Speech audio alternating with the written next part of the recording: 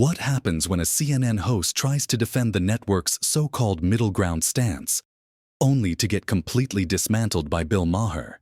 In one of the most revealing interviews to date, Maher exposes the glaring hypocrisy and political bias that many viewers have suspected for years. Is CNN really the place where both sides can watch? Or is it just another echo chamber for partisan narratives? Let's dive into Bill Maher's blunt critique, the CNN host's shaky defense, and what this means for the future of mainstream media. Before we get started, hit that like button and subscribe for more hard-hitting breakdowns of media and political drama. Did you just subscribe? Fantastic. Let's get into it. The controversy began during an interview where a CNN host boldly claimed that her network provides a space where both sides of the political spectrum can tune in for balanced reporting. According to her, CNN isn't biased. It's a bastion of credibility and fairness. She even pointed to her show, which occasionally features lawmakers from both parties, as evidence that CNN represents the middle ground. "We have Elizabeth Warren on one night and Ted Cruz on another," she said. "We push both sides equally." But here's where things got interesting. Bill Maher wasn't buying it. Known for his sharp wit and refusal to sugarcoat the truth, Maher called out the obvious imbalance in CNN's panel discussions, where conservative voices are often drowned out by a sea of liberal commentary. Maher didn't hold back as he dismantled the CNN host's argument. "You're telling me this is a network for everyone? Come on. It's always 5 liberals to 1 conservative. That's not a debate. That's a setup," Maher said, referencing a recent panel where conservative commentator Scott Jennings was outnumbered and overshadowed. He went on to highlight the disconnect between CNN's messaging and its actions. And I know what the conservative side of America thinks, and I don't blame them. I watched Kamala's speech last night. It ended at 8:09, I guess 11:09 in the East. It wasn't until 11:23 till the one conservative guy, what's his name? Scott Jennings. This lonely Scott, I call him. David Urban was there too. Wait a second. I watched from 8:09 to 8:23, they were just gushing about how great a speech it was. And I think she did fine. I didn't think it was as good as they were making it out to be. The audience isn't stupid, Maher continued. "You can say you're fair all day long, but when the programming looks biased, people see right through it." Maher's comments struck a chord with many viewers, especially those who feel that mainstream media outlets like CNN claim to be neutral while consistently leaning to the left. Faced with Maher's critique, the CNN host scrambled to defend her network. She brought up CNN's extensive coverage of both parties, highlighting the network's presence at major political events and its commitment to real journalism. But Maher wasn't convinced. He pointed out that the quality of coverage matters just as much as the quantity. "Sure, you had conservative voices there, but how were they treated?" he asked. "It's not about airtime.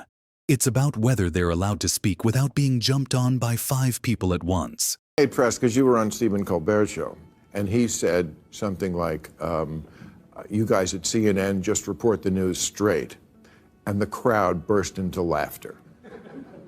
Look, I'm on CNN now. I guess we're on it right now. I mean, they show this show the next night. I don't know how we get away with it with all the fucks, but they do. And all these dirty jokes. But I'm glad, and I'm a big rooter for CNN. But that tells you a lot, doesn't it? I mean, how do you guys think you are doing in that arena of like, this is a terribly divided country. We're not only politicized, a lot of people just hate the other side. And CNN, in my view, should be the place where both sides can watch. How do you think you're doing with that? How is CNN is the place where both sides can watch. And I think, my show is evidence of that. We have lawmakers on from both parties. We'll have Elizabeth Warren on one night. We'll have Ted Cruz on another night. I think lawmakers from both parties should take questions, and you should push both of them.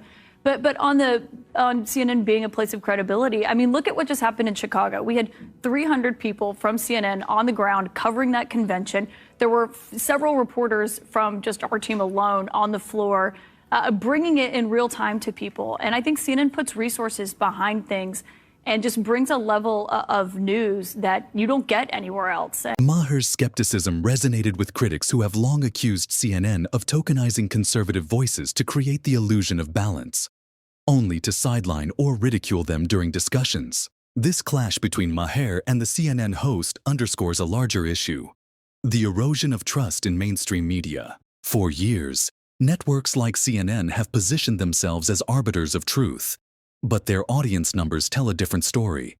A growing number of Americans believe that these outlets are more interested in pushing political agendas than delivering unbiased news. I'm a conservative in America, and I'm watching CNN, just for the straight middle of the road. That's what I hear for 15 minutes, is it's great, and then Lonely Scott. It does look, I mean, and when you see the path, it does look like tokenism. It's kind of like the same as The View. It's like it's almost better to have nobody there, like MSNBC, than to have just the... Well, I don't think you can say it's better to have nobody there and then also lament the fact that you don't think the conservative guy, Scott Jennings, who is great, and we have him on my show all the time, spoke up early enough. I think it was a Democratic convention. They turned to Democrats, people like David Axelrod, who ran successful presidential Democratic campaigns first, for their analysis of this. And I don't think that you can say that CNN is anything but fair. I mean, look at that. We covered President Biden's exit from the race very closely, the pressure on him to get out. And I feel like I can speak with authority on this. I'm from Alabama. I'm from a very red state. I have a very conservative family, a lot of them who are Trump voters. They watch my show every night, and I think they know that they can trust me, that, you know, we call bullshit on every side, not just whatever leaning our audience may be. And I think that's something that people actually want more of, is to hear from that. I think Scott's voice is really important, but I think other voices are important to hear from. And everyone who was speaking last night, it's not like they were all Democrats. I mean, we had Dana Bash, Jake Tapper, Abby Phillip, all my amazing colleagues. They come across giving that way. Analysis. They come across that way. In a moment like that, it was like 5-1. It always looks like 5-1. Okay. Maher's critique is a wake-up call for media organizations to reevaluate their approach. If you want to be taken seriously as a neutral platform, you have to do more than just invite a few conservatives on every now and then. He said, you have to actually let them speak and listen. As Bill Maher's comments continue to make waves, the pressure is on CNN to address the criticisms leveled against it. Will the network take steps to genuinely balance its programming, or will it double down on its current approach? One thing is clear: audiences are paying attention. The days of taking media claims at face value are long gone. People want transparency, accountability, and above all, honesty. What do you think about this controversy? Is Bill Maher right about CNN's bias, or is this criticism unfair? Let us know in the comments below. And if you enjoyed this video, don't forget to like, subscribe, and hit the notification bell for more no-nonsense takes on today's biggest stories. Thanks for watching, and we'll see you in the next one.